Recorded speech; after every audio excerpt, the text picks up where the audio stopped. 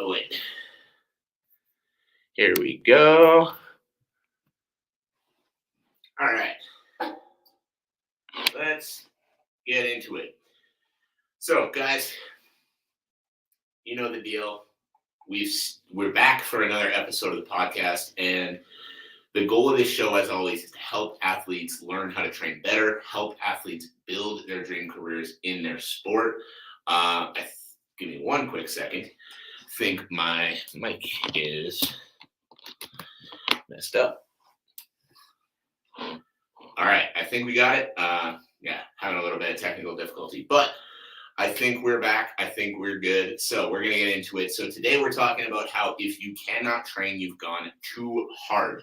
And I know that's something that a lot of fighters don't like to hear, but it is a very important one. So we're going to get into it right away. We're going to go in 3, 2, 1.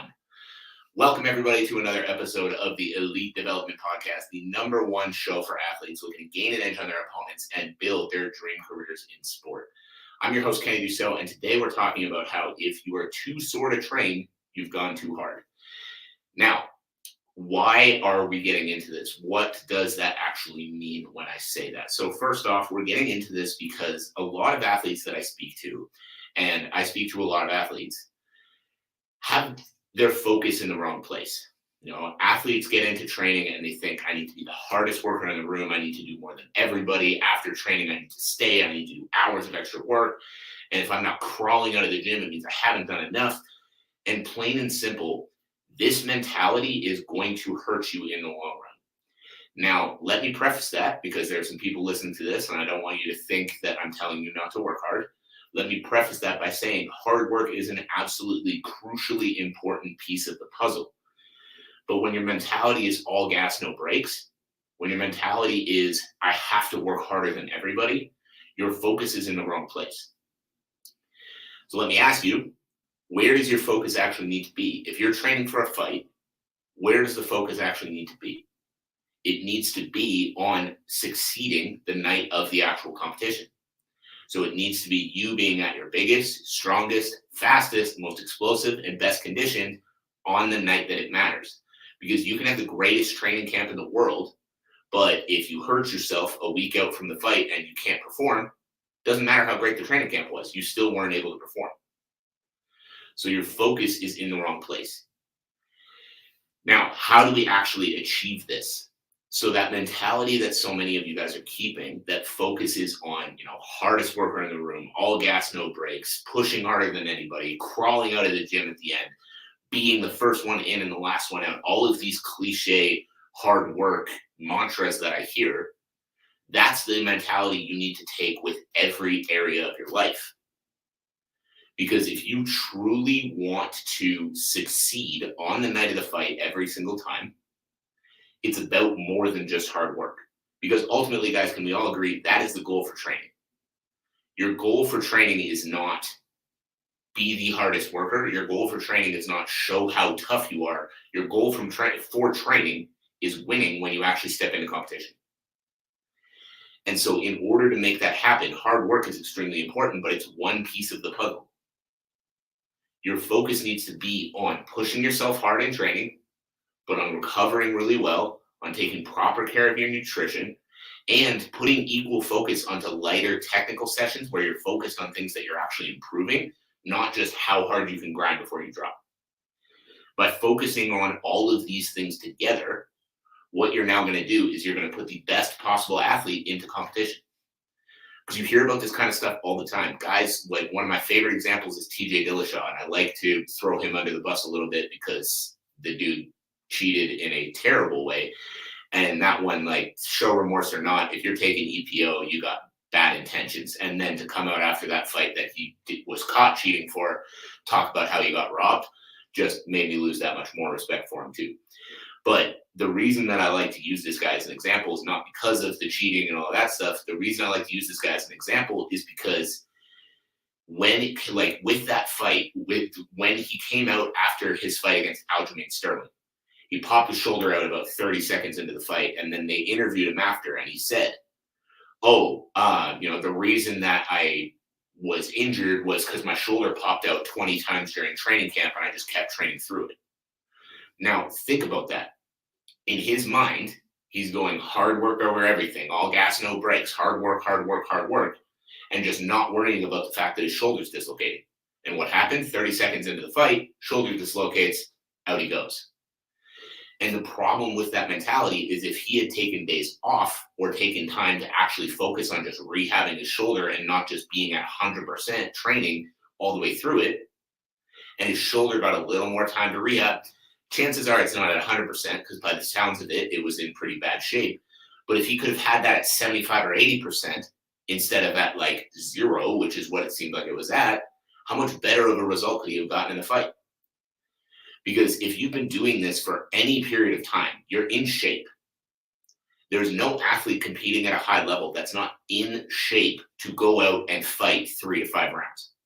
Now, the pace at which you're able to do that is obviously going to change, but everybody that is fighting at a high level is in shape.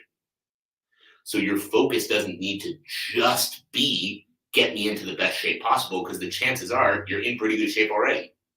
So instead of spending all your time on that, start spending your time on improving your physical condition, improving the strength of the joints, the strength of the muscles, making sure that your body's staying healthy so that that good shape you're getting yourself into actually comes into play on the night of the fight where it matters. Is this making sense? And when it comes to that mindset, the all gas, no brakes, all that kind of stuff that I hear so many athletes say, one of the things I want to really reinforce is I understand where it comes from. You're training around all these other people that have that same mentality. So in your thought, if these guys are good and they're trying to work harder than everybody, then that's what I need to do too. And then you lead yourself down that vicious cycle of training through injuries, not taking proper care of yourself, not worrying about your sleep, your recovery, all those other things. And it works well for a short period of time, but over time, your body starts to break down, those injuries start to take over. And again, you lead to more problems in the end than things that this is actually going to help you with.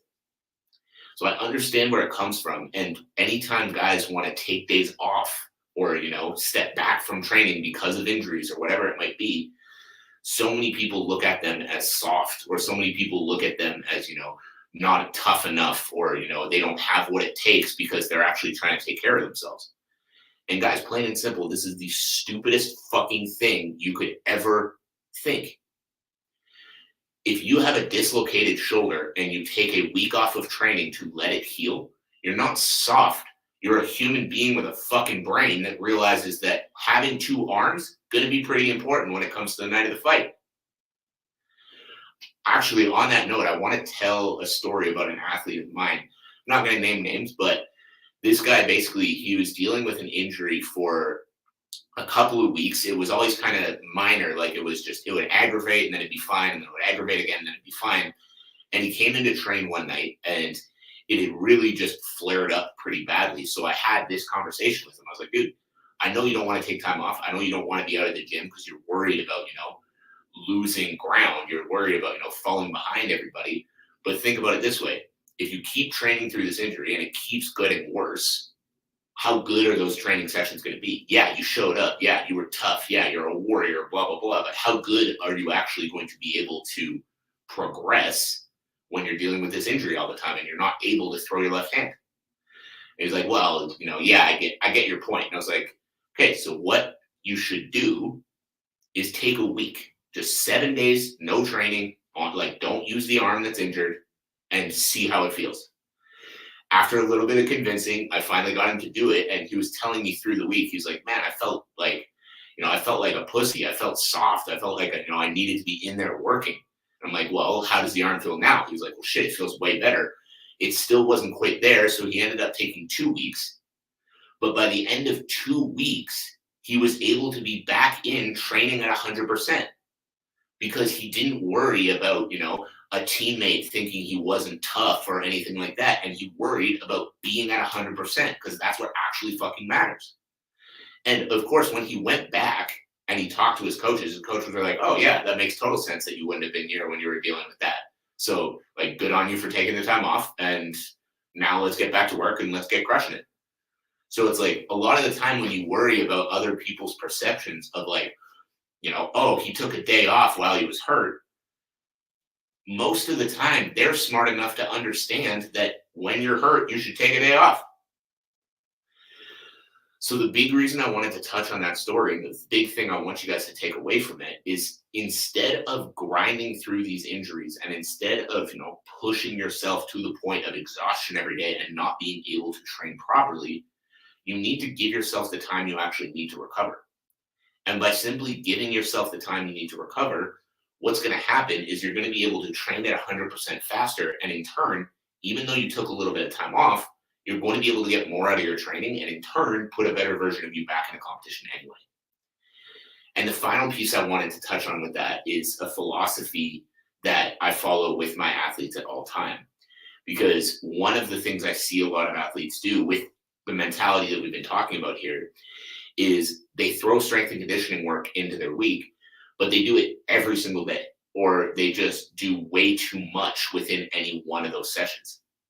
And so the philosophy I follow with my athletes is if you've gone too hard, if you're too sore to go to training, that means your session was too hard. And what that means is that when you're doing your strength and conditioning work, you should be continuing to focus on making progress with every session. But if it's taking away from the skill work you're doing, it's not helping you. And so the goal is not to murder yourself with every strength and conditioning session you do. The goal is to make progress. Lift a little bit more than you lifted last week. Push that conditioning pace to a little bit higher than you did last week. But not putting yourself to the point where you can't go spar or can't go roll or can't go box or whatever it is you're doing later that night. Because when it comes back to the ultimate goal of training is succeeding on the night of the fight. And the hard training, massive part of that. Sleep, nutrition, recovery, all of these things, massive parts of being successful when you actually step into the ring or the cage where it matters. But on top of that, being strong, being fast, being powerful, being well-conditioned, your skill set needs to be on point too. So the proper way to actually put yourself into the cage at your best and give yourself the best chance to succeed is a balance between all of those elements.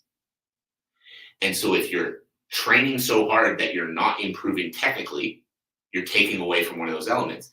If you're putting in so many hours that you're not able to get a good sleep at night, you're taking away from one of those elements.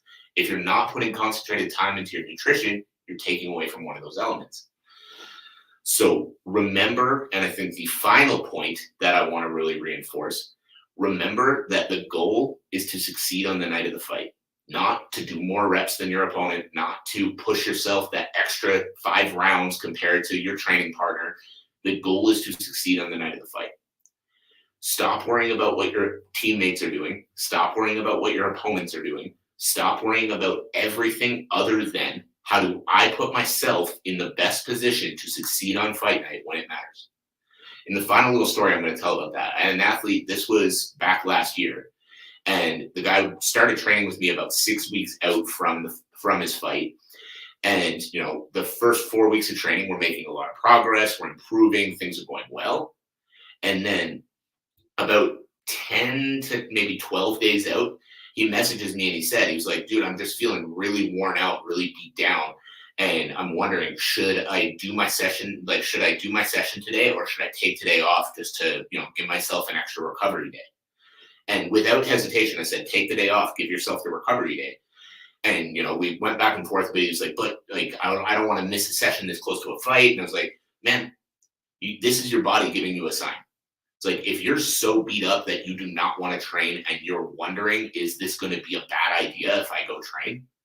If you're a guy who loves to train and you're a guy who loves to compete, chances are you shouldn't go train today because that's your body telling you, hey man, you need a recovery day. So after some convincing, he took the recovery day. And then he came back the next day and I asked him when he came into the gym, I was like, hey man, how do you feel? He goes, holy shit, I feel incredible. I was like, there you go. Because remember, as we talked about through this podcast, the goal is not do the most reps, hit every session, outwork my opponent. The goal is succeeding on the night of the fight. So if your body's telling you you need an extra recovery day, take the fucking signal and take the recovery day. If you're still pushing and you're still feeling good and you're grinding through it and everything's going well, keep training. But just because a session's on the schedule, it doesn't mean that it's necessarily the right thing to do on that day. Because you could have had a terrible sleep the night before, and then your body could be still really beat up from the training session the day before. Maybe you took a shot in a weird spot that has you not feeling great. And if you go train that day because it's on the schedule, maybe you take a weird punch that you shouldn't have taken and it hurts you and now you have to pull out of the fight. But if you took the recovery day, you let that little bit of pain heal up, and eventually you feel amazing and you hit the last 10 to 12 days of camp feeling 100%.